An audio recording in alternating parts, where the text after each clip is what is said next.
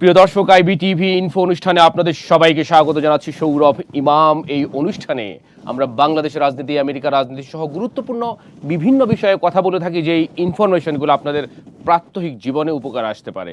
যেহেতু বাংলাদেশের জাতীয় নির্বাচন, বহুল প্রত্যাশিত জাতীয় নির্বাচনের বাকি আর মাত্র এক সপ্তাহের কম রয়েছে, অতএব আজকে আমরা কথা বলবো বাংলাদেশের রাজনীতি নিয়ে। আর কথা বলার জন্য স্টুডিওতে আমন্ত্রণ জানিয়েছি নিউ ইয়র্ক সিটি বিএনপির সাবেক প্রেসিডেন্ট এবং কমিউনিটির প্রিয় মুখ ইঞ্জিনিয়ার আব্দুল খালেক। ইঞ্জিনিয়ার আব্দুল খালেক, আপনাকে স্বাগত জানাচ্ছি আমাদের অনুষ্ঠানে। আপনাকে অনেক অনেক ধন্যবাদ। ধন্যবাদ আইবিটিভির সকল দর্শক শ্রোতাকে। জি, আপনি তো বাংলাদেশের রাজনীতির সাথে দীর্ঘদিন যাবৎ জড়িত রয়েছেন, বাংলাদেশের রাজনীতির খবর রাখেন এবং আপনি একটি দলের সাথে জড়িত রয়েছেন, সুতরাং আপনি খুব ভালো জানেন বাংলাদেশের রাজনীতি নিয়ে। দীর্ঘ প্রতীক্ষার পর প্রায় 3টি নির্বাচনে বাংলাদেশের সাধারণ মানুষের, আমি প্রায় বলে থাকি যে বাংলাদেশের মানুষ ভোট দিতে পারেনি, বাংলাদেশের মানুষ গণতন্ত্র থেকে বঞ্চিত ছিল। বহুল প্রত্যাশিত 24-এর আন্দোলনের পর নির্বাচন হতে যাচ্ছে। কি মনে হচ্ছে, কেমন হবে নির্বাচন, একটু বলবেন? ধন্যবাদ আপনাকে। খুব গুরুত্বপূর্ণ একটা প্রশ্ন করেছেন।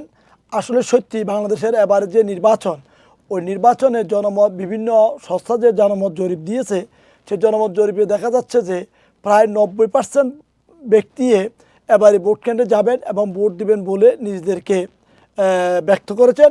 এবং আমরা এই প্রবাস থেকে দেখতেছি যে প্রবাসে এই বছর এবারেই প্রথম ভোটাধিকার দিয়েছে এবং এই পর্যন্ত 5 লাখের উপরে বিভিন্ন ব্যক্তিবিশেষ ভোট প্রয়োগ করেছে এবং 4 লাখের উপরে 4,19,000 ভোট অলরেডি বাংলাদেশে গিয়ে পৌঁছেছে।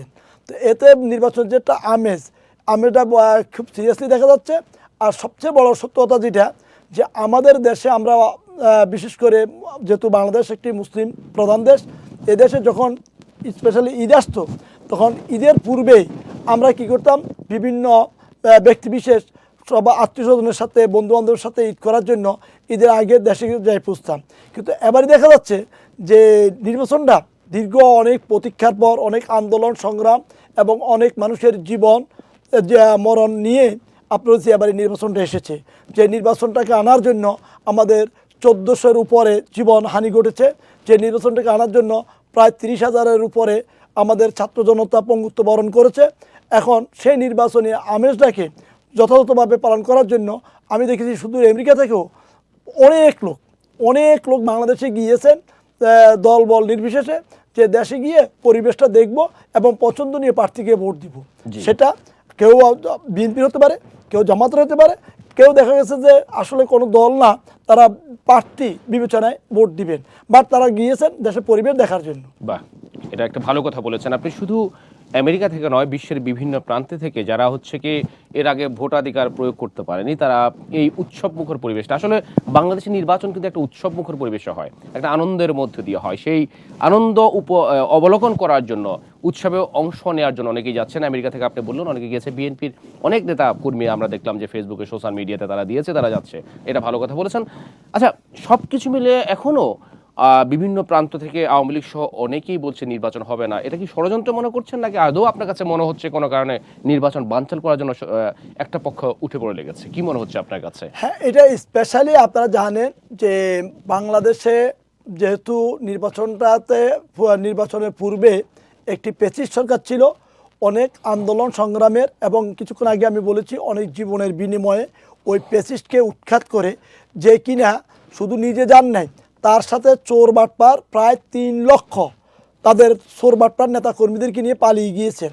তো তারা কিন্তু এনডিএতে বসে, এনডিএ যেহেতু তাদের একটি দালাল রাষ্ট্র, তাদের জন্য সবসময় আজ্ঞাবহ ছিল, তারা সবসময় এনডিএর উপর আজ্ঞাবহ ছিল। এবং এনডিএকে আপনি জানেন আমাদের একটা জায়গা চট্টগ্রামের এখানে চিকেন নেক, ওই লেজার নেকটা দিয়েছিল, যেটা নিয়ে এখন আমাদের বর্তমান তত্ত্বাবধায়ক সরকার ওই বিধানটাকে বাতিল করেছেন, করে এখানে এখন আপনি বলছি নতুন প্রজেক্ট চালু করবেন উন্নয়নের জন্য এবং কারখানা তৈরি হবেন। সো আপনারা বুঝতে পারতেন, তো ওই সরকার ওইখান থেকে এনডিআর রয়ের মাধ্যমে বাংলাদেশে বিভিন্নভাবে চেষ্টা করতেছেন যে আওয়ামী লীগ বাদ দিয়ে নির্বাচন হবে না। আসলে আওয়ামী লীগ তো কোনো একটা বৈধ দল না, যেই দলকে তাদের নেতা শেখ মুজিবুর রহমান ব্যান করে দিয়ে গেছে, সেই দল আবার তাদের দল হয় কী করে? তো এখন বর্তমান যে অন্তর্বর্তীকালীন সরকার, তারাও এটাকে কিন্তু অলরেডি নিষিদ্ধ ঘোষণা করেছেন যে তারা যদি তাদের যেসব নেতারা অপরাধ করেছে সেসব নেতাদের বিচার আচার কার্যক্রম চলবে, সেই বিচার আচার কার্যক্রম সম্পূর্ণ হলে পরবর্তী বিবেচনা করা হবে তাদের দলের অবস্থা কী হবে। তো তারা সেই বিচারটাকে বানচাল করার জন্য এবং তারা নিজেরা মুক্তি যাতে কোনোভাবেই বিচারের কাঠগড়ায় না দাঁড়াতে হয় সেই জন্য একটা ষড়যন্ত্র তারা করতে পারেন। আর সেই ষড়যন্ত্রের অংশ হিসেবে তারা ইনকিলাব মঞ্চকে এখন আপনারা বলতেছে টার্গেট করেছে এবং ইনকিলাব মঞ্চের নামে তারা অর্থাৎ মিন্স ফ্যাসিস্ট আওয়ামী লীগ, তাদের যুবলীগ, ছাত্রলীগ, নামদারি বিভিন্ন ব্যক্তিবিশেষকে ওই ইনকিলাব মঞ্চের ভিতরে ঢুকিয়ে দিয়েছেন এবং সেইখানে আন্দোলনের মাধ্যমে একটা সহিংসতা সৃষ্টি করার চেষ্টা করতেছেন, যে সহিংসতার মাধ্যমে বাংলাদেশের একটা অস্বাভাবিক পরিবেশ সৃষ্টি হবে। আর অস্বাভাবিক পরিবেশ সৃষ্টি হলে তখন নির্বাচন কমিশন তথা বাংলাদেশের বর্তমান অন্তর্বর্তী সরকারের প্রধান এবং সেনাবাহিনীর প্রধান সহ যারা যারা এই নির্বাচনের সাথে জড়িত তারা নির্বাচনটাকে হোল্ড করতে বাধ্য হবেন। সেই পরিবেশ সৃষ্টি করার জন্য তাদের এই পায়তারা, বাট এই পায়তারাটা আসলে অন্য কারণে ফ্যাসিস্ট বিচারিত আওয়ামী সরকারের। কিন্তু আপনি তো জানেন যে বাংলাদেশ বরাবর তৌহিদি জনতার দেশ, এইখানে 360 আউলিয়ার দেশ। এই দেশে কখনোই কোনো ফ্যাসিস্ট টিকতে পারেনি। অদূর ভবিষ্যতে সেই নবাব সিরাজউদ্দৌলার আমল থেকে শুরু করে আজকের এদিন পর্যন্ত বাঙালি জাতি বরাবরই বীর জাতি, তারা আন্দোলন সংগ্রামের জাতি এবং তারা অন্যায় অবিচারের বিরুদ্ধে সবসময় সোচ্চার। তো যার কারণে এখানে সবসময় যতবারে যত কিছু হয়েছে পরিশেষে গিয়ে সত্যেরই জয় হয়েছে। এবারও সত্যের জয় অবশ্যম্ভাবী এবং ইনশাল্লাহ নির্বাচনকে বানচাল করার জন্য যত রকম পায়দারা করতেছে। কিন্তু বাংলাদেশের জনগণ এই মুহূর্তে 100% সচেতন। সো এই জনতার এই যে নির্বাচনমুখী আমেজ, এই আমেজ থেকে কোনোভাবে তাদেরকে পিছু হটাতে পারবে না। বাহ, আপনি খুব সুন্দর করে বিশালভাবে বর্ণনা করে বলেছেন। কিন্তু ইনকিলাব মঞ্চ যেই এখন আন্দোলনটা করছে এটাকে আপনি কিভাবে দেখছেন? তারা বলছে তারা হাদির বিচার চাচ্ছে। হাদির বিচারটা তো প্রাসঙ্গিক, এটা তাকে একটা তরুণ একদম উদীয়মান নেতাকে তা মেরে ফেলা হয়েছে, সব কিছু মিলিয়ে তারা সেটা চাইতেই পারে। এটা কি চাওয়া কি অন্যায়? আর যদি আপনি হয়তো বলতে পারেন যে তার এই মুহূর্তে চাওয়াটা ঠিক না, নির্বাচনের পরে, সেক্ষেত্রে এটা কি ষড়যন্ত্র কিনা? হ্যাঁ, ধন্যবাদ, অনেক গুরুত্বপূর্ণ প্রশ্ন করেছেন। আপনি তো বলতেছেন যে ইনকিলাব মঞ্চের মুখপাত্র হাদি, একজন হাদি মারা গিয়েছে, তার বিচার হওয়া উচিত। আমি বলবো যে না, একজন হাদি না, এই যে এই আন্দোলন সংগ্রামের জন্য 1400-র উপরে জীবন আত্মহতি দিয়েছে, প্রতিটি রক্তের বদলা স্বরূপ বিচার হওয়া উচিত এবং সুস্থ তদন্তের মাধ্যমে প্রত্যেকটা বিচার আমরা এই বাংলাদেশের মাটিতে করতে চাই। এবং আমাদের এখন যে দুটি দল, স্পেশালি যে দুইটা জোট, একটা জোটে আছে 11 দলীয় জোট, আরটা আছে বিএনপি সহ অন্যান্য দলীয় জোট, তারা দুইজনে কিন্তু প্রতিশ্রুতিবদ্ধ যে জুলাই আন্দোলনে যে গণহত্যাটি হয়েছে এবং যে গণহত্যার পরে যাদেরকে পঙ্গুত্ব বরণ করতে হয়েছে, এই প্রতিটি ঘটনারে সুষ্ঠু তদন্ত হবে এবং সেই তদন্তের মাধ্যমে প্রতিটা খুনেরই বিচার হবে। সো যে বিচারগুলা পূর্বের সেগুলাকে আপনি ডিঙ্গাইয়া শুধু এক হাদির বিচার করলে ওই বিচার কিন্তু আপনার সঠিক এবং যথাযথ হচ্ছে এটা আমি বলবো না। তারপরে হাদি যেহেতু আমাদের একটা ন্যায়ের প্রতীক ছিল, আমাদের অন্যায়ের বিরুদ্ধে প্রতিবাদের প্রতীক ছিল এবং আন্দোলন সংগ্রামে প্রথম সারির নেতা ছিল, সেজন্য তার জিনিসটাকে সবাই সামনে আনতেছে। কিন্তু আমাদের তত্ত্বাবধায়ক সরকার অলরেডি আলটিমেটাম ঘোষণা করেছেন এই বিচারের পারপাস নিয়ে এবং অলরেডি এর বিরুদ্ধে মামলাও হয়েছে এবং আসামিদেরকেও শনাক্ত করা হয়েছে। যদিও এখন পর্যন্ত মূল আসামিকে শনাক্ত করা যায়নি, সে কোন দেশে আছে। কেউ কেউ বলতেছে যে বাংলাদেশে খাপটি মেরে লুকিয়ে আছেন, আর বেশিরভাগ মিডিয়াতে বলতেছে যে ইন্ডিয়া পালিয়ে গিয়েছেন। বাট আমরা কোনোটাই যতক্ষণ পর্যন্ত তাকে ক্লারিফাই করতে না পারি ততক্ষণ পর্যন্ত আমরা কখনো এই কথা বলবো না যে সে বাংলাদেশে আছে অথবা ইন্ডিয়া আছে। বাট অপরাধী পৃথিবীর যেখানে থাকুক তাকে সেখান থেকে এনে বিচারে কাঠগড়ায় দাঁড় করানো হবে। কিন্তু দাঁড় করানোর জন্য আপনি নিয়মতান্ত্রিক আন্দোলন সংগ্রাম করেন, কিন্তু এই মুহূর্তে পুরো দেশ যখন নির্বাচনী আমেজে দৌড়াতেছে, সেই সময়ে আপনি ভিন্ন ধর্মী আন্দোলন অর্থাৎ যে আন্দোলনের নামে যে গন্ডগোল হচ্ছে, হচ্ছে, তারপরে যে ঝামেলা হচ্ছে, সেটাকে কিন্তু যেহেতু অ্যাভয়েড করতে পারতেছেন না, সেহেতু নির্বাচন সময়টুকু আপাতত কয়েকদিনে মাত্র এক সপ্তাহ তো নাই, একদম, হ্যাঁ, এক সপ্তাহের কম। সো এক সপ্তাহ কম সময়, এই সময়টুকুকে আপনারা আন্দোলন সংগ্রামটার দিকে না দিয়ে বাংলাদেশে যাতে গণতান্ত্রিক প্রক্রিয়ায় একটা সুশৃঙ্খল দল ক্ষমতা আসতে পারে এবং তারা যেন যথাযথভাবে দায়িত্ব গ্রহণ করতে পারে এবং দায়িত্ব গ্রহণ করার পরে আপনি ওই সরকারের কাছে সত্য জুড়ে দেন। নির্বাচিত সরকারের কাছে, কারণ নির্বাচিত সরকারের কাছে আসলে আমাদের প্রত্যাশাটা অনেক বেশি থাকে। স্বাভাবিক। আর নির্বাচিত সরকার যেহেতু 5 বছর পরে আবারও সেই ভোটের জন্য আপনার কাছে আমার কাছে আসতে বাধ্য, সেহেতু আমাদের দাবি দেওয়া সে মানতে বাধ্য, তাকে আমরা বাধ্য করব। আমাদের ইন্টিম গভর্নমেন্ট, অর্থাৎ আমরা বলতে পারি যে আপনি নির্বাচিত সরকারের পর্যন্ত অপেক্ষা করুন। জি, নির্বাচিত সরকার যেহেতু এটা শর্ট টাইম, আমাদের অলরেডি বর্তমান ইন্টিম গভর্নমেন্ট বলে দিয়েছেন যে 12 তারিখ নির্বাচন, 15-16 তারিখের মধ্যে ক্ষমতা হস্তান্তর করে ফেলবেন। সো সর্বসাকুল্যে দেখা গেছে 10 দিন সময় আছে, লেস দ্যান 10 ডেজ। এই দিনের পরে তো একটা নির্বাচিত সরকার ক্ষমতায় আসতেছেন এবং এবারই যে দুইটি দল আছে, দুইটা দলে কিন্তু আপনারা বলতেছি একটা 17 বছর আন্দোলন সংগ্রামের মাঝ দিয়ে যারা ক্ষমতা আসবে, এই 17 বছর আন্দোলন সংগ্রামের মাঝ দিয়ে ক্ষমতা আসতেছেন এবং দুইটা দলে কিন্তু ওই 17 বছর পর্যন্ত নির্যাতিত, নিপীড়িত এবং তাদের দুইটা দলে তাদের অনেক নেতাকর্মীকে হারিয়েছেন এবং তাদের অনেক নেতাকর্মী আপনারা বলতেছি জুলুম নির্যাতনের মাধ্যমে পঙ্গুত্ব বরণ করেছেন এবং জীবন যুদ্ধে এখনও লড়াই করে চলেছেন। সো তারা যে এই বিচার থেকে দূরে সরে যাবে এটা আমি বিশ্বাস করি না, বাট তাদেরকে আসার জন্য পরিবেশ দিতে হবে, যাতে একটা সুন্দর পরিবেশ সময়টা দিতে হবে। জি, আমি বুঝতে পেরেছি আপনার পয়েন্টটা, বুঝতে পেরেছি। অনেক ধন্যবাদ, আপনি সুন্দর করে অনেক বড় করে উত্তর দিয়েছেন। এবার একটু ভিন্ন প্রসঙ্গ বলি, যেহেতু আপনার রাজনীতিবিদের বাইরে যদি আপনাকে হিসেব করেন সাধারণ বাংলাদেশের নাগরিক হিসেবে, সেক্ষেত্রে আপনার কাছে কি মনে হচ্ছে বিএনপি দীর্ঘদিন ক্ষমতার বাইরে, এতদিন তারা ক্ষমতা নির্বাচিত হওয়ার পরে খুব টাফ ছিল এই সময়টা, তারা ক্ষমতার বাইরে রয়েছেন, নতুন নেতৃত্বের পালে হাওয়া লেগেছে, যেমন তারেক রহমান হতে পারেন প্রধানমন্ত্রী। আপনার কাছে কি মনে হয় দূর থেকে যে মানুষ এই বিএনপির আবারও ক্ষমতা যাওয়া, তারেক রহমানের আবারও প্রধানমন্ত্রী হওয়া কতটা চ্যালেঞ্জিং? আসলে আপনারা বলতেছি যে এত বড় একটা দেশের সরকার প্রধান হওয়া, একটা পরিবারের কর্তা হতে গেলেও তো কত চড়াই উতরাই, ভাই ভাইদের মধ্যে ঝামেলা হয়, তারপরে বাবার সাথে ঝামেলা হয়, মায়ের সাথে ঝামেলা হয়, স্ত্রীর সাথে ঝামেলা হয়, ছেলে মেয়েদের সাথে ঝামেলা হয়। এত কিছুর পরে যেখানে আমরা একটা পরিবারের প্রধান হতে গেলেও এত ঝামেলা পোহাইয়া ডিঙ্গাইয়া তারপরে সামনে আগাইতে হয়। আর সেইখানে একটি দেশ, এখানে আপনি নানা মত, নানা পথ, নানা বিভাজন, নানা ধর্ম, নানা বর্ণের লোক, নানা কৃষ্টি, নানা কালচার, নানা সংস্কৃতি আছে। তো এই সব কিছুকে মিলিয়ে আপনি বলতেছি এই পথটা অনেক কঠিন, রাইট। এই কণ্ঠকাকীর্ণ জায়গাতে যাওয়ার জন্য এই মুহূর্তে বাংলাদেশের যদি নাকি যোগ্যতার মাপকাঠিতে বিবেচনা করেন, তাহলে 100% যোগ্য হলো অনলি তারেক রহমান। কারণ কি, ওনার বাবা ছিলেন বাংলাদেশের সেনাবাহিনী প্রধান, তার বাবা ছিলেন বাংলাদেশের সরকার প্রধান। তো এই দুইটা প্রধান, উনি ছোট ছিলেন বাট কাছ থেকে দেখেছেন বাবা কিভাবে সেনাবাহিনীকে কন্ট্রোল করেছেন, দেশকে আবার কিভাবে দেশকে কন্ট্রোল করেছেন, নেতৃত্ব দিয়েছেন, দেশের নেতৃত্ব দিয়েছেন। এবং বাংলাদেশের যদি স্বর্ণযুগ বলা হয় বাংলাদেশের ইতিহাসে, তাহলে তার বাবার টাইমটাকে সবচাইতে বড় স্বর্ণযুগ হিসেবে এখন পর্যন্ত মানুষ স্বীকার করে।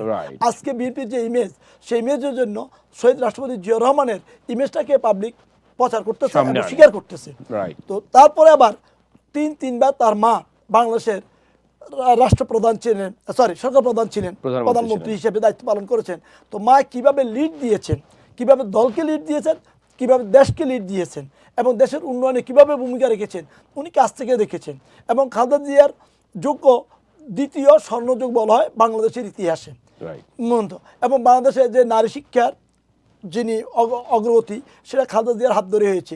এই যে বিদেশে যে সিস্টেমটা, আমরা যে বহির্বিশ্বের সাথে যে সম্পর্কটা জিয়া রহমান থেকে শুরু হলো, খালেদা জিয়ার সময় এটা সম্প্রসারণ হয়েছে মন্তম। তারপরে ইপিজেডগুলা, এগুলো কিন্তু খালেদা জিয়ার সময় চালু করেছেন। তো উনি কাছ থেকে দেখেছেন যে কীভাবে দেশকে নেতৃত্ব দিতে হয়েছে, কিভাবে দলকে নেতৃত্ব দিতে হয়েছে, যার জন্য ওনার একটা অভিজ্ঞতা ভরপুর। তারপরে আবার যেহেতু তার দলটা দীর্ঘদিন ক্ষমতা পরিচালনা করেছেন, তার দলের এই লোকগুলো কিন্তু অভিজ্ঞ, যাদের সমন্বয়ে উনি যদি ক্ষমতায় আসেন তাহলে উনি কিন্তু নবীন এবং প্রবীণ, এই দুইটার সমন্বয়ে কিন্তু রাষ্ট্র পরিচালনা করতে পারবেন মূলত। এবং এতে করে দেশ ইনশাল্লাহ উনি যে প্রতিশ্রুতি দিয়েছেন 31 দফা, এই 31 দফা যদি নাকি সত্যিকার অর্থে বাংলাদেশে বাস্তবায়ন হয় বাংলাদেশের মানুষ যদি তাকে সহযোগিতা করে, উনি আজকে যেটা বলেছিলেন যে ইশতেহারে। ইশতেহারে যে আমাদেরকে 100% সহযোগিতা করতে হবে দুর্নীতির মূলোৎপাটনে। তো দুর্নীতির মূলোৎপাটন তাহলে দুর্নীতি রোধ করা সম্ভব। তো দুর্নীতি যদি রোধ হয়ে যায় তাহলে বাংলাদেশ, আপনার মধ্যে যে শেখ হাসিনা বলছো তো সিঙ্গাপুর বানাবে, কিন্তু উনি সিঙ্গাপুর তো বানাতে পারেন নাই, কিন্তু আফগানিস্তান বানিয়ে দিয়ে গেছেন, Okay. বুঝলেন তো। কিন্তু সত্যিকার অর্থে বাংলাদেশ উইথিন 5 ইয়ার্সের মধ্যে সিঙ্গাপুর, তারপরে পর্যায়ক্রমে ওটা আমেরিকার সাথে টাক্কা দিবে ইনশাআল্লাহ। আরো অনেক দূরে এগিয়ে যাবে, আপনি এই প্রত্যাশা করেছেন, আমরাও চাই যে দেশটা অনেক এগিয়ে যাবে। আচ্ছা, আপনি জামায়াতের উত্থানকে কিভাবে দেখেন? এত বছর নির্যাতন নিষ্পেষিত হওয়ার পরেও জামাতের যে জনপ্রিয়তাটাকে, এটা কি আসলে কি আপনার কাছে ফ্লুক মনে হচ্ছে নাকি সত্যিকার এত জনপ্রিয়তা বেড়েছে আগের তুলনায়? হ্যাঁ, জামাতের জনপ্রিয়তা যেহেতু আপনি তো বুঝতেছেন যে বাংলাদেশে একটা সময় আমরা যখন আগের যে নির্বাচনগুলো দেখেছি, সেই নির্বাচনগুলোতে বিএনপির যে জনপ্রিয়তা ছিল, সেই জনপ্রিয়তা ছিল অলমোস্ট 40%, আর জামাতের জনপ্রিয়তা ছিল 8 থেকে 10%। তো আজকে আমরা গত পরশুদিন এই বাংলা ভিশনে একটা জনমত জরিপ প্রকাশ করেছে। সেই জনমত জরিপে আমরা যেটা দেখলাম সেখানে হলো 70% বিএনপির জনপ্রিয়তা তারা দেখাচ্ছে, আর 19.48% জনপ্রিয়তা দেখাচ্ছে জামাতের। তো এটা হয়েছে একটিমাত্র কারণে যে আওয়ামী লীগের পক্ষে যেসব দলমতগুলো ছিল বা বামপন্থী যারা ছিল, বিএনপি এবং জামাত দুইটাই ডানপন্থী। Right. তো এই বামপন্থী যে সংগঠনগুলো, তাদের মধ্যে যারা ফ্যাসিস্ট ছিল, যারা গুম খুন সন্ত্রাস নৈরাজ্যের সাথে জড়িত, এরা পালিয়ে গিয়েছে। বাট তাদের মধ্যে যারা নীরব দর্শক ছিল, যারা ওই দলের সমর্থক ছিল, বাট তারা ভালো ছিল, তারা কোনো গুম খুন রাহাজানি সন্ত্রাস নৈরাজ্যের পক্ষে ছিল না, এবং তাদের পক্ষে কখনো প্রশ্রয় দেয়নি, মনে নেই। এই লোকগুলো আজকে কোথায় যাবে? যেহেতু বাংলাদেশে তাদের এখন চয়েস হলো যে হয়তো বিএনপি সহ তার দলীয় জোটকে, অথবা জামাত সহ তাদের 11 দলীয় জোটকে পছন্দ করা। তো সেই ক্ষেত্রে মেজরিটি যে তাদের যে পার্সেন্টেজ ছিল, সেটাও তখনকার সময়ে 32% থেকে 35% আওয়ামী লীগের সাপোর্টিং তো ছিল। তো ওই লোকগুলা আপনার যে কেউ জামাতের দিকে ঝুঁকেছে, কেউ বিএনপির দিকে ঝুঁকেছে, যার জন্য বিএনপির 40% থেকে 70% চলে গেছে, আর জমা 10% থেকে এখন প্রায় 20%-এর কাছাকাছি চলে গিয়েছে। এটাকে ওই আপনার হচ্ছে জোয়ার বললে হবে না, ওই যে যাদের রাজনীতি করার এই মুহূর্তে তার নিজের দলের মধ্যে টিকে থাকার পথ নাই, তারাই কিন্তু এই দুইখানে যোগ দেওয়াতে এখানে জনপ্রিয়তাটা আপনি উত্থান দেখতেছেন। তাহলে আমি বলতে পারি যে আপনি যেভাবে বললেন, যেভাবে ব্যাখ্যা করলেন, জামাতের ক্ষমতায় যাওয়ার কোনো সুযোগই নেই এবার। না, এই মুহূর্তে জামাতের নির্বাচন ক্ষমতা যাওয়ার আপনি দেখছেন কি না, আমেরিকার একটা জনমত জরিপে আসছে যে ক্ষমতার ধার প্রান্তে তারেক রহমান। আবার আজকে ইউরোপীয় ইউনিয়ন অর্থাৎ যুক্তরাজ্য থেকেও আরেকটা টিম গিয়েছে, তাদেরও যে জনমত জরিপ, সেখানেও তারা বলেছে যে সম্ভাব্য প্রধানমন্ত্রী হতে যাচ্ছেন তারেক রহমান। সো আমরা অগ্রিম শুভেচ্ছা জানাতে পারি, BNP বাট কে। আমরা অপেক্ষায় আছি ইনশাল্লাহ। 12 তারিখে নির্বাচনের পরে নির্বাচনের পর আমরা আনুষ্ঠানিকভাবে শুভেচ্ছা জানাবো, এবং বিএনপি তথা আপনারা বলতেছি জাতীয়তাবাদী দল বাংলাদেশ জাতীয় দল সরকার গঠন করতেছেন, এবং তারেক রহমান বাংলাদেশের পরবর্তী ইনশাল্লাহ প্রধানমন্ত্রী হতে যাচ্ছেন। ওকে, অনেক ধন্যবাদ, আপনি খুব সুন্দর করে বললেন। এবার একটু অন্য বিষয় বলি। যদি আপনি বিএনপি, আপনার কথায় বিএনপি ক্ষমতায় যাচ্ছে, যদি ক্ষমতায় গিয়ে থাকে, অবশ্যই সাবেক প্রধানমন্ত্রী এবং সদ্য প্রয়াত বেগম খালেদা জিয়ার অনেক অবদান রয়েছে এখানে, তার কন্ট্রিবিউশন রয়েছে দলের প্রতি, এই দেশের প্রতি। তিনি সদ্য প্রয়াত হয়েছেন, অসংখ্য মানুষ জানাজার মধ্যে তাকে ভালোবাসা দিয়ে বিদায় করেছেন। এই নির্বাচনের অবশ্যই প্রভাব রয়েছে। কিভাবে দেখছেন খালেদা জিয়ার প্রভাবটাকে, এবং তার বিদায় যে অসংখ্য মানুষের ভালোবাসা, সেটাকে আপনি কিভাবে শ্রদ্ধার সাথে স্মরণ করবেন? একটা জিনিস বলতে হয় যে বিএনপি বলতে যেটা বোঝায়, কারণ জিয়াউর রহমান যদিও দলটা গঠন করেছেন, দলীয় কাঠামোটাকে উনি সারা বাংলাদেশে ওইভাবে কিন্তু রূপদান করতে পারেননি। জাস্ট ওনার ব্যক্তিগত ইমেজটাকে প্রভাব বিস্তার করেছিল পুরো বাংলাদেশের মধ্যে। তো ওনার মৃত্যুর পরে খালেদা জিয়াকে বলতে হবে যে বাংলাদেশ জাতীয় দলের মেইন রূপকার, কারণ উনি যখন এসেছেন, তখন উনি এসে দলের অবকাঠামো গঠন করেছেন, দলের অবকাঠামো বিনির্মাণ করেছেন, এবং দলটাকে প্রতিটা গ্রামে, অর্থাৎ স্বয়ং রাজধানী থেকে গ্রাম পর্যন্ত পৌঁছে দিয়েছেন। প্রতিটা গ্রামে গ্রামে দলকে আপনার জনতার অন্তরে পৌঁছে দিয়েছেন, যার কারণে এত নির্যাতিত নিপীড়িত এবং তার বিরুদ্ধে যেই রকম এতিমের টাকা মেরে খেয়েছে, এই করেছে ওই করেছে বলে যত অপবাদ পেসি সরকার জাহির করেছিল এবং তার মিডিয়াকে যেভাবে আপনারা বলতেছি লেলিয়ে দিয়েছে। তার বিরুদ্ধে লেলিয়ে দিয়েছিল, এবং তখন তো মিডিয়া ওপেন করলেই সারাক্ষণ শুধু জিয়া রহমান এবং তার পরিবার নিয়ে তারা যদি অপপ্রচার না করতো তাহলে তাদের মনে যেন আর ঘুম নেই মনে তো। তো এত এইসব কিছুর পরেও আপনারা দেখেছেন তার মৃত্যুর পরে আমাদের প্রত্যাশা ছিল যে উনি যে বলেছিল যে বাংলাদেশে উনি গণতন্ত্র পুনঃপ্রতিষ্ঠা করেই ছাড়বেন ইনশাল্লাহ। তো এই পুনঃপ্রতিষ্ঠা বাংলাদেশের গণতন্ত্র কিন্তু হয়েছে, বাট গণতন্ত্রের এই পুনঃপ্রতিষ্ঠার ফলাফলটা উনি দেখে যেতে পারতেন। যদি উনি দেখে যেতে পারতো তাহলে আমরা আরও খুশি হতাম। আমরা কিন্তু আজকে আপনাদের এই IBTVর মাধ্যমে ওনার বিদেয় আত্মার মাগফিরাত কামনা করছি এবং মহান আল্লাহ রাব্বুল আলামিন যেন ওনাকে জান্নাতের সর্বোচ্চ স্থান দান করে, সেই জন্য আমরা মহান আল্লাহর দরবারে ওনার জন্য প্রার্থনা করতেছি, আমিন। আর সবচেয়ে বড় কথা হলো যে আজকে বিএনপি যখন উনি মারা গেলেন, আর তারেক রহমান উনি মারা যাওয়ার পূর্বেই যখন উনি অসুস্থ হয়ে একবারে শয্যাশায়ী হয়ে গেছেন বলা যায়, তখন আপনার বিএনপি কিন্তু একটা চন্ন চাওয়া হয়ে গেছিল। বিএনপির মধ্যে তখন দল উপদল কোন দলে বিভক্ত হয়ে গেছিল, আর ওই সুযোগটাকে কাজে লাগানোর জন্য এই যে বাংলাদেশ জামাত ইসলাম এবং তাদের সহযোদ্ধারা উঠে পড়ে লেগেছিল যে টোটাল বিএনপিকে বিলীন করে ফেলবেন, বিএনপিকে বিলীন করে তারা ক্ষমতার মস্তদে চলে যাবেন। কিন্তু আল্লাহ মেহেরবান, আল্লাহ মেহেরবান, আল্লাহ কী করলো, এমন একটা পরিবেশ পরিস্থিতি সৃষ্টি করে দিল যে পরিবেশ পরিস্থিতির কারণে বিএনপির হাল ধরার জন্য এই মুহূর্তে বাংলাদেশের সবচেয়ে জনপ্রিয় নেতা যিনি জনাব তারেক রহমান, তাকে বাংলাদেশে যাওয়ার একটা রাস্তা করে দিলেন। এবং উনি বাংলাদেশে যাওয়ার পরে দেখা গিয়েছে বিএনপির তৃণমূল থেকে কেন্দ্র পর্যন্ত যত বিভাজন ছিল সকল বিভাজন সমূলে বিনাশ হয়ে গিয়েছে। আজকে দেখেছেন গত এই যে নির্বাচন, এই নির্বাচনে বিএনপির সাথে চ্যালেঞ্জ করে বহু বড় বড় নেতা স্বতন্ত্র ক্যান্ডিডেট হয়েছিলেন, কিন্তু একটা সময় গিয়ে আস্তে আস্তে সবাই কিন্তু তাদের মনোনয়ন প্রত্যাহার করে সরে দাঁড়িয়েছেন। যেসব জায়গাতে বিএনপির প্রার্থী অর্থাৎ ধানের শীষের প্রার্থী আছে, যেখানে জোট প্রার্থী আছে সেখানে এখনও কেউ রয়ে গেছেন, যেমন ব্যারিস্টার রুবিন পারানা রয়েছে, সে কিন্তু ধানের শীষের প্রার্থী নেই ওই আসনে, যার জন্য উনি এই সাহসটা করতেছেন। বা তারপর ওইখানে দেখেন নয়দানে বিপিনুরের এখানে ধানের শীষের প্রার্থী নেই, যার জন্য ওইখানে মামুন ভাই রয়ে গেছে। এরকম দুই একটা জায়গা ছাড়া সারা বাংলাদেশে যতখানে ধানের শীষের প্রার্থী আছে সেখানে কিন্তু তারেক রহমানের যে বলিষ্ঠ নেতৃত্ব এবং সুযোগ্য নেতৃত্ব কিন্তু শুধু বলিষ্ঠ হলে হবে না, দুইটা লাগবে, দক্ষতা লাগবে, একবার সুযোগ্য নেতৃত্ব এবং বলিষ্ঠ নেতৃত্ব। এই দুইটা নেতৃত্বের গুণাবলীর সমন্বয়ে উনি দলের সর্বস্তরের নেতা কর্মীদেরকে বুঝাতে সক্ষম হয়েছেন ঐক্যের বিকল্প নেই। This is the time we are united not divided.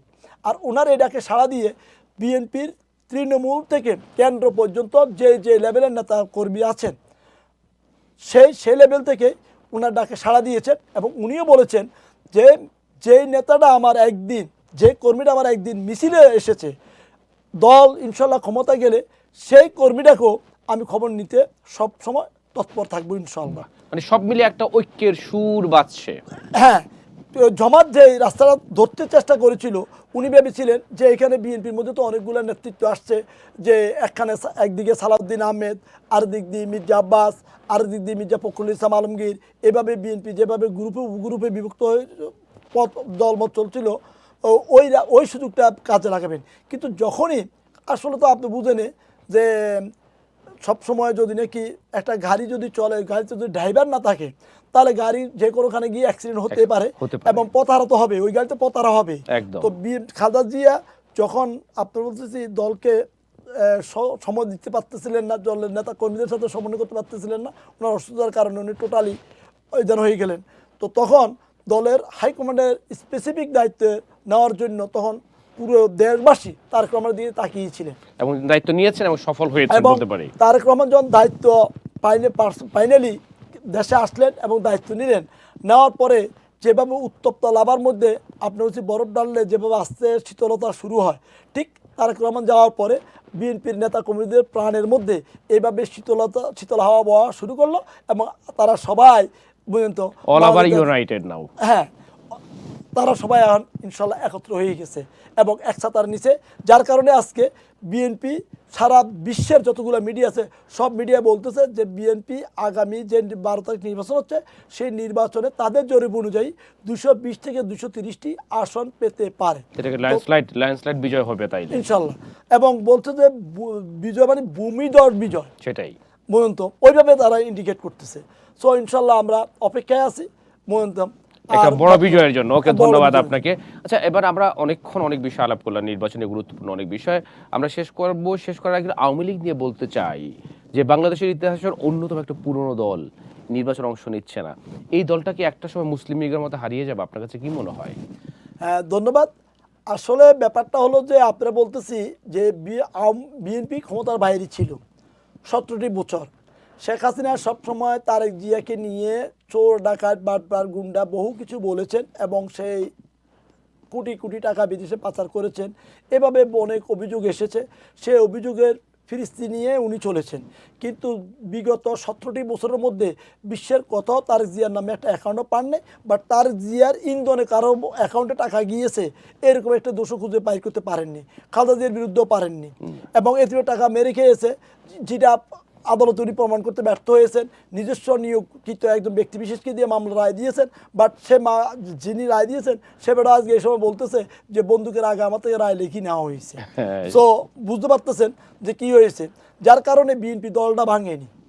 এবং সেই সময় বহু চেষ্টা করেছিল, সেই সময় জামাতের আমির যখন তারেক জিয়াকে নিয়ে যখন নাকি এরকম অপপ্রচার শুরু হয়েছিল তখন বলেছিল যে আমার বিশ্বাস যদি যে সন্তানের গায়ে শহীদ রাষ্ট্রপতি জিয়া রহমানের মতো একজন ন্যায় নীতিপরায়ণ ব্যক্তির ব্লাড আছে, ওই ব্লাডের ছেলে কখনো দুর্নীতির সাথে আপোষ করেনি, করবেও না।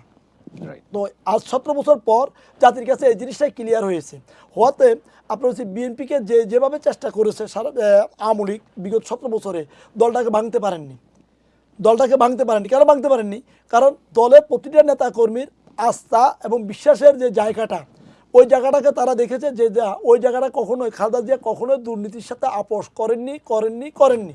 যার কারণে তারা ধরে নিয়েছে যে যা আমাদের নেত্রীর যে আদর্শ যদি দুর্নীতির বিরুদ্ধে হয় তাহলে সেই নেত্রীকে আমরা কেন ছেড়ে যাব। যার জন্য বিএনপির কোনো নেতাকর্মী খালেদা জিয়াকে ছেড়ে যাননি। কিন্তু আওয়ামী লীগের যে নির্ভরযোগ্য যে জায়গাটা, সেই জায়গাটাকে শেখ হাসিনা বা শেখ রেহানা অথবা জয় অথবা পুতুল অথবা আপনার হচ্ছে টিউলিপ, যাদের কথা বলেন, ওই বংশের মধ্যে পুরা বংশটাই খেতাব পেয়েছে চোরের বংশ। আপনারা দেখেছেন যে 17 বছর লাগে না, মাত্র 14 মাস তত্ত্বাবধায়ক সরকার যে ক্ষমতা নিয়েছে, এই 14 মাসে অনেকগুলো দুর্নীতি তাদের প্রমাণিত এবং তাদের বিরুদ্ধে সাজা ঘোষণা হয়েছে এবং সর্বোচ্চ ক্যাপিটাল পানিশমেন্ট পর্যন্ত শেখ হাসিনার বিরুদ্ধে ঘোষিত হয়ে রয়েছে। এবং গত পরশু দিনে আপনারা দেখেছেন যে শেখ হাসিনা, শেখ রেহানা, টিউলিপ সিদ্দিক, তারপরে ববি, তারপরে পুতুল, তারপরে ওয়াজেদ জয়, এই যে তাদের বিরুদ্ধে এটা আদালত কর্তৃক স্বীকৃত যে একটা চোর পরিবার। তো এই চোর পরিবার যখন আপনি যদি শুনেন যে আপনার নেতা চোর, ডাকাত, গুন্ডা, বদমাইশ, তাহলে ওই নেতা নেতৃত্ব আপনি কতক্ষণ ফলো করবেন? আপনি একগুমি করবেন 1 দিন 2 দিন 3 দিন 4 দিন, কিন্তু আপনার মধ্যে অবশ্যই ফিলিংস আসবে যে কিরে আমি যে এটা করি আসলে কি ওরা কি চুরি বাটপারি করেছিনি। তখন আপনি কি করবেন, সব কিছু যাচাই বাছাই করে দেখবেন, দেখার পর দেখবেন যে না আসলে তারা করেছে। তখন কি করবেন, আপনি নিজে ওই দলের পরিচয় দিতে বা ওই নেতার পরিচয় দিতে লজ্জা ফিল করবেন। সো আওয়ামী লীগের যে নিচ লেভেলের যে নেতা কর্মীরা আছে, আপনি প্রতিদিন পত্রিকার পাতা খুললে দেখবেন যে ওইখানে কোনো না কোনো এলাকার কোনো না কোনো নেতা কর্মী অন্য দলে যোগ দিচ্ছে। হ্যাঁ, বুঝলেন? সো এটাকে আপনি আজকে একসময় সারা বাংলাদেশের মধ্যে যেভাবে দাপট ছিল জাসদ ছাত্রলীগের বা জাসদ আওয়ামী লীগের, বুঝলেন তো, ঠিক আজকে তারা বিলীন হয়ে গেছে না। তো আগামী 5 বছরের মধ্যে দেখবেন যে আওয়ামী লীগ নামক যে দলটি, এই দলটির পরিচয় দিত আওয়ামী লীগের ডার্ক সাইডের যেসব লিডার আসছিল তারা লজ্জা পাবে। বুঝতে পেরেছি, অনেক সুন্দর করে আপনি আওয়ামী লীগের কথা বললেন। আমরা সময়ের অপেক্ষায় রইলাম। শেষ করার আগে সংক্ষেপে কিছু বলবেন কিনা? হ্যাঁ, ধন্যবাদ। আমি engineer Abdul Khalek, New York City বিএনপির সভাপতি হিসেবে বাংলাদেশের আপাময় জনগণকে স্পেশালি অনুরোধ করব যে আপনারা জানেন যে বাংলাদেশের যে সময় থেকে বাংলাদেশ জাতীয় দল বিএনপি রাষ্ট্রীয় ক্ষমতা এসেছে, সেই সময় থেকে গণতন্ত্রের জন্য তারা আন্দোলন সংগ্রামী ছিল। প্রথম বাংলাদেশের গণতন্ত্র উদ্ধার করার জন্য মেইন যে কারিগর হিসেবে সামনে এসেছেন তিনি হলেন শহীদ রাষ্ট্রপতি জিয়াউর রহমান। এবং জিয়াউর রহমানের মৃত্যুর পর যখন আবার স্বাধীনতা এবং আমাদের গণতন্ত্র বিপন্ন হলো, তখন প্রথম ফ্রন্টে এগিয়ে এসেছেন তার সুযোগ্য সহধর্মিণী বেগম খালেদা জিয়া। তার নেতৃত্বে দীর্ঘ 10 বছর আন্দোলন সংগ্রামের মাধ্যমে আবার গণতন্ত্র ফিরিয়ে আনলো।